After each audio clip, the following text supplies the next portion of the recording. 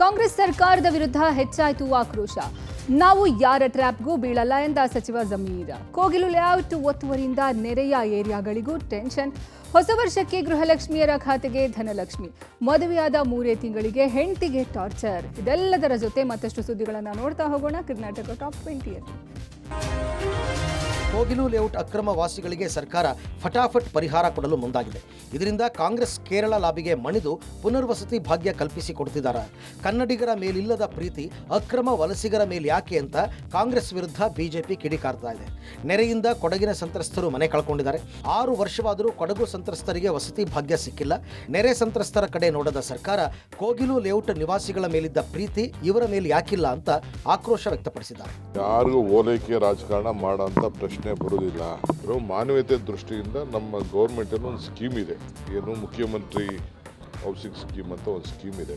ಅದರಲ್ಲಿ ಅಕಸ್ಮಾತ್ ಎಲಿಜಿಬಲ್ ಇತ್ತು ಅಂತಂದರೆ ಕೆಲವ್ರದ್ದು ಅಪಾರ್ಟ್ಗಳಲ್ಲಿ ಹಕ್ಕುಪತ್ರ ಕೊಟ್ಟಿದ್ರು ಅಂತ ಹೇಳ್ತಾ ಇದ್ದಾರೆ.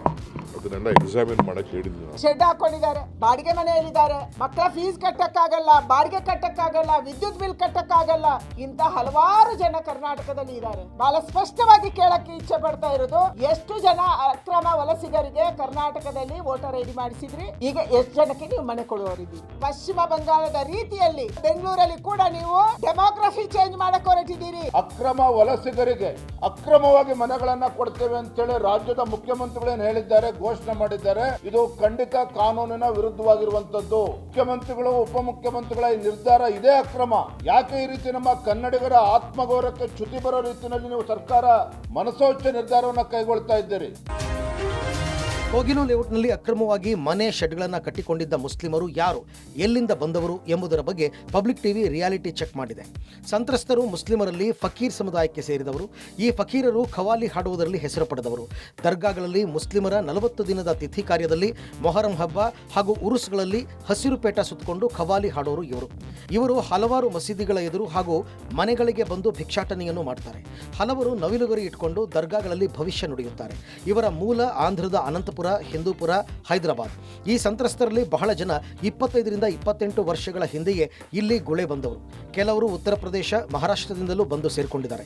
ಎಲ್ಲರಿಗೂ ಅಧಿಕಾರಿಗಳೇ ಗುರುತಿನ ಚೀಟಿ, ಆಧಾರ್, ವೋಟರ್ ಕಾರ್ಡ್ ಇತರೆ ದಾಖಲೆ ಕೊಟ್ಟಿದ್ದಾರೆ. ಮನೆಗಳಿಗೆ ವಿದ್ಯುತ್ ಸಂಪರ್ಕವೂ ಇದೆ.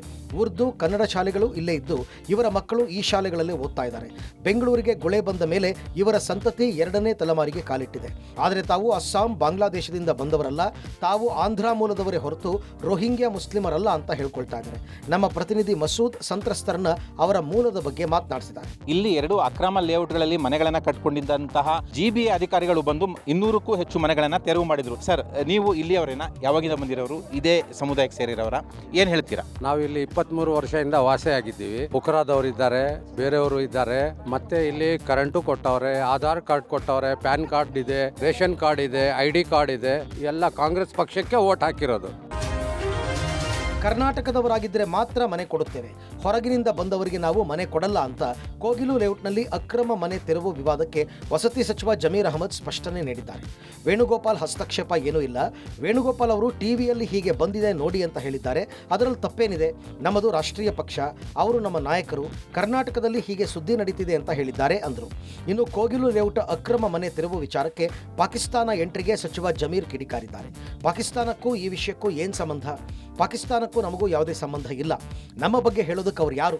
ಪಾಕಿಸ್ತಾನದಲ್ಲಿ ಬಡತನ ಇದೆ, ಮೊದಲು ಅದನ್ನು ನೋಡಿಕೊಳ್ಳಿ ಅಂತ ವಾಗ್ದಾಳಿ ನಡೆಸಿದರು. ವೇಣುಗೋಪಾಲ್ ಈ ತರ ಬಂದಿದೆ ಟಿವಿಯಲ್ಲಿ ನೋಡಿ ಅಂತ ಹೇಳಿದ್ದಾರೆ. ನಮ್ದು ಒಂದು ನ್ಯಾಷನಲ್ ಪಾರ್ಟಿ, ಅವ್ರು ನಮ್ಮ ನಾಯಕರು, ಏನಿದೆ ನೋಡಿ ಅಂತ ಮಾನ್ಯ ಮುಖ್ಯಮಂತ್ರಿಗಳು ಹೇಳಿದ್ದಾರೆ. ಪಾಕಿಸ್ತಾನಕ್ಕೂ ನಮಗೂ ಏನೇನು ಸಂಬಂಧ ಇಲ್ಲವೇ ಇಲ್ಲ. ಮುಸ್ಲಿಮರಿಗೆ ಮೋಸ ಮಾಡ್ತಿದೆ. ಮೊದಲೇ ಆ ಪಾಕಿಸ್ತಾನ ದೇಶ ನೋಡ್ಕೊಳ್ಳೋಕೆ ಹೇಳಿ, ಆ ಬಡತನ ಇದೆಯಲ್ಲ ಅದು ನೋಡ್ಕೊಳ್ಳೋಕೆ ಹೇಳಿ. ಮುಖ್ಯಮಂತ್ರಿಗಳಿಗೆ ಒಂದು ವಿನಂತಿಯನ್ನು ಮಾಡ್ಕೊಂತೀನಿ. ಸಂತ್ರಸ್ತರು ಇದ್ದಾರೋ ಅವ್ರಿಗೇನು ಮನೆ ನಿರ್ಮಿಸಿಕೊಡುವಂತ ವಿಚಾರ ಬಂದಂತ ಟೈಮಲ್ಲಿ ಅವ್ರ ಹಿನ್ನೆಲೆ ಬಗ್ಗೆ ಸಾಕಷ್ಟು ಚೆಕ್ ಅನ್ನು ಕೂಡ, ಬ್ಯಾಕ್ ಗ್ರೌಂಡ್ ಅನ್ನು ಕೂಡ ಚೆಕ್ ಅನ್ನು ಕೂಡ ಮಾಡಬೇಕಾಗುತ್ತೆ. ಅವರು ಯಾವ ಕಾರಣಕ್ಕೋಸ್ಕರವಾಗಿ ಇಲ್ಲಿ ಬಂದಿದ್ರು, ಜೊತೆಲಿ ಅವರು ಎಷ್ಟು ವರ್ಷಗಳ ಕಾಲ ಇಲ್ಲಿ ಇದ್ದಾರೆ ಅನ್ನೋಂಥದ್ದು ವಿಚಾರವನ್ನು ರಾಜ್ಯ ಸರ್ಕಾರ ಸಮಗ್ರವಾಗಿ ತನಿಖೆಯನ್ನು ಮಾಡಿ ಈ ನಿರ್ಧಾರವನ್ನು ತಗೊಂಡ್ರೆ ಚೆನ್ನಾಗಿರುತ್ತೆ ಅನ್ನೋಂಥದ್ದು ನಮ್ಮ ಅಭಿಪ್ರಾಯ.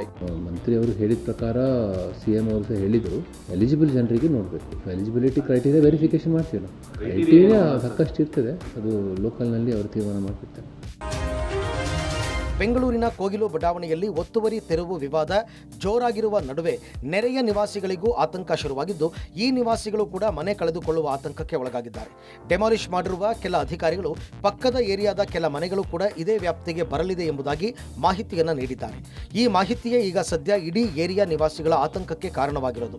ಅನೇಕ ವರ್ಷಗಳಿಂದ ಒತ್ತುವರಿ ತೆರವು ಮಾಡಿದ ಜಾಗದಲ್ಲೇ ಬಂಡೆ ಹೊಡೆದು ಈ ಜನ ಜೀವನ ಮಾಡ್ತಾ ಇದ್ದಾರೆ. ಆದರೆ ಇಲ್ಲೂ ಕೂಡ ಹಲವರ ಬಳಿ ಜಾಗದ ಸೂಕ್ತ ದಾಖಲೆಗಳು ಇಲ್ಲ. ಅಲ್ಲದೆ ಜಾಗಕ್ಕೆ ಕಂದಾಯ ಕೂಡ ಯಾರೂ ಕಟ್ಟಿಲ್ಲ.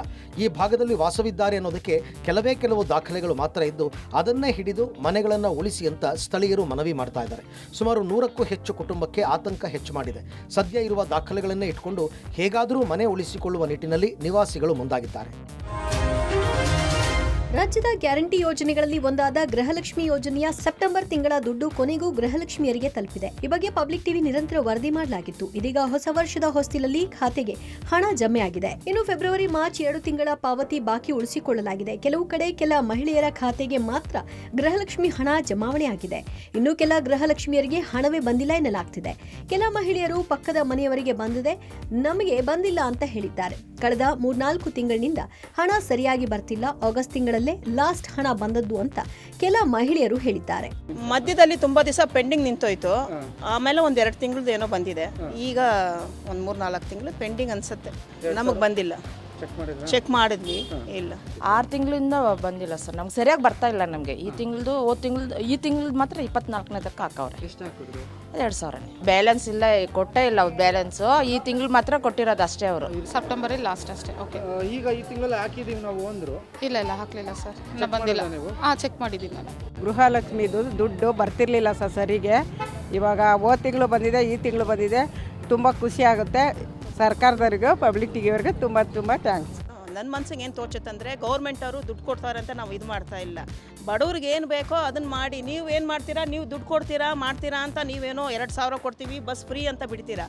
ಅದನ್ನು ಎಲ್ಲ ಹೊರೇನು ಬಡವ್ರ ಮೇಲೆ ಹಾಕ್ಬಿಡ್ತೀರಾ. ಶ್ರೀಮಂತರು ಲೋ ಕ್ಲಾಸ್ನವರು ಎಲ್ಲ ತಗೊಳ್ತಾರೆ. ಬೆಂಗಳೂರಿನಲ್ಲಿ ಪತಿಯ ವಿಚಿತ್ರ, ಅಶ್ಲೀಲ ಹಾಗೂ ಅಸಹಜ ವರ್ತನೆಯಿಂದ ಬೇಸತ್ತ ಪತ್ನಿ ಮಹಿಳಾ ಪೊಲೀಸ್ ಠಾಣೆ ಮೆಟ್ಟಿಲೇರಿದ್ದು ಪ್ರಕರಣ ದಾಖಲಾಗಿದೆ. ಸಂತ್ರಸ್ತ ಮಹಿಳೆ ಮತ್ತು ಆರೋಪಿತ ಪತಿ ಮಂಜುನಾಥ್ ಇಬ್ಬರು ಒಂದೇ ಖಾಸಗಿ ಕಂಪನಿಯಲ್ಲಿ ಸಹೋದ್ಯೋಗಿಗಳಾಗಿದ್ರು.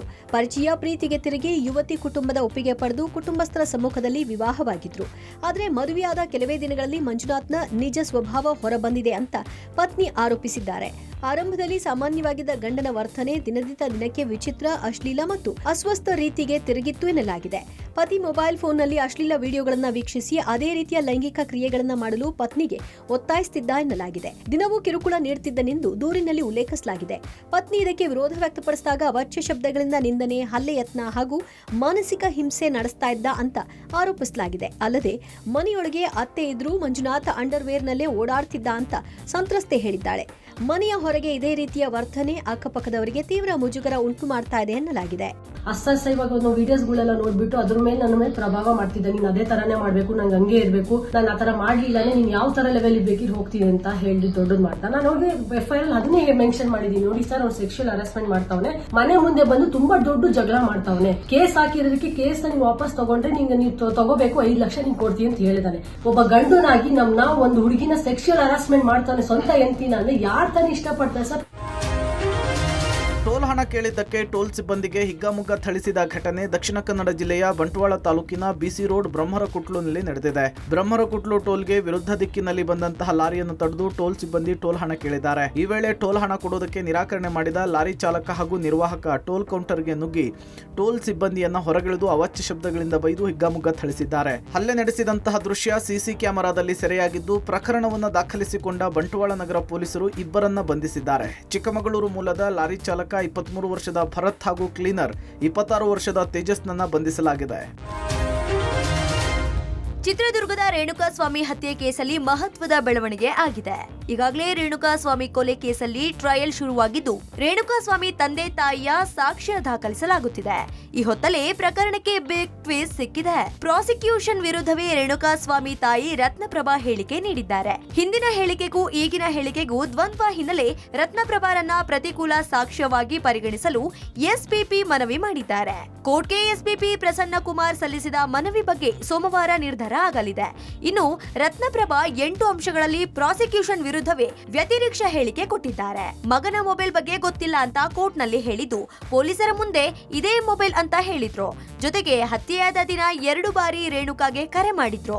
ಆದ್ರೆ ಕರೆ ಮಾಡಿಲ್ಲ ಅಂತ ಪೊಲೀಸರ ಮುಂದೆ ಹೇಳಿಕೆ ನೀಡಿದ್ರು. ಈ ಎಲ್ಲಾ ಹೇಳಿಕೆಗಳ ಆಧಾರದಲ್ಲಿ ರತ್ನಪ್ರಭಾರನ್ನ ಪ್ರತಿಕೂಲ ಸಾಕ್ಷಿಯಾಗಿ ಪರಿಗಣಿಸಲು ಕೋರಲಾಗಿದೆ. ಒಂದು ವೇಳೆ ರೇಣುಕಾ ಸ್ವಾಮಿ ತಾಯಿಯನ್ನ ಪ್ರತಿಕೂಲ ಸಾಕ್ಷ್ಯವಾಗಿ ಪರಿಗಣಿಸಿದ್ರೆ ಎಸ್ಪಿಪಿ ಪಾರ್ಟಿ ಸವಾಲು ಮಾಡಲಿದ್ದಾರೆ. ಖುದ್ದು ಎಸ್ಪಿಪಿಯೇ ರತ್ನಪ್ರಭಾ ವಿಚಾರಣೆ ನಡೆಸಲಿದ್ದಾರೆ.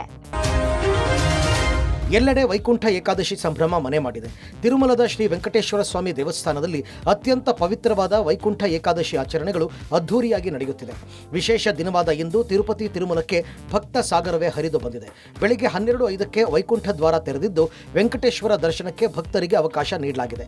ತಿರುಮಲ ತಿರುಪತಿ ದೇವಸ್ಥಾನ ಇಂದಿನಿಂದ ಜನವರಿ 8ರವರೆಗೆ ವೈಕುಂಠ ದ್ವಾರ ದರ್ಶನವನ್ನು ನೀಡ್ತಾ ಇದೆ. ಈ ವಿಶೇಷ ದರ್ಶನವು ವರ್ಷದಲ್ಲಿ ಈ 10 ದಿನಗಳವರೆಗೆ ಮಾತ್ರ ಲಭ್ಯ ಇರುತ್ತೆ. ಹೀಗಾಗಿ ಲಕ್ಷಾಂತರ ಭಕ್ತರು ಗೋವಿಂದನ ದರ್ಶನ ಪಡೆಯಲಿದ್ದಾರೆ. ಇಡೀ ದೇವಾಲಯವನ್ನ ಹೂವು ದೀಪಗಳಿಂದ ಅಲಂಕರಿಸಲಾಗಿದೆ. ಈ ದೃಶ್ಯಗಳು ಭಕ್ತರ ಕಣ್ಣಿಗೆ ಹಬ್ಬವಾಗಿದೆ. ಈ ದಿವ್ಯ ದೃಶ್ಯವನ್ನ ವೀಕ್ಷಿಸುವ ಮೂಲಕ ಭಕ್ತರು ಪುಣ್ಯವನ್ನ ಪಡೆಯುತ್ತಾರೆ.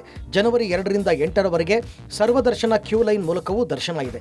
ಈ ಅವಧಿಯಲ್ಲಿ ಗಳಿಕೆಯ ಸೇವೆಗಳು ಮತ್ತು ವಿಶೇಷ ದರ್ಶನಗಳನ್ನು ರದ್ದುಗೊಳಿಸಲಾಗಿದೆ.